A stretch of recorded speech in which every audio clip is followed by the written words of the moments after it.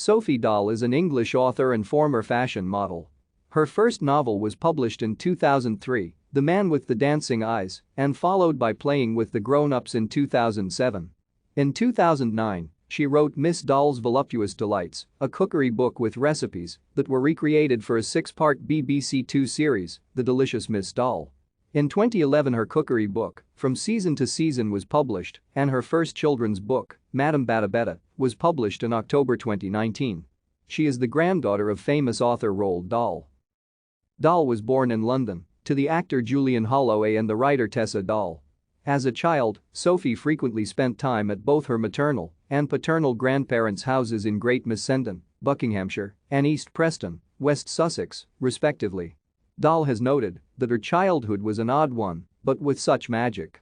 Writing in The Guardian in 2013, the journalist Kira Cochrane notes that during her childhood, Sophie attended 10 schools and lived in 17 homes in various locations including London, New York, and India. Dahl started modeling at the age of 18 after a meeting with Isabella Blow, who was then an editor at British Vogue. Thank you for watching. Like and subscribe if you would like to view more of our videos. Have a nice day.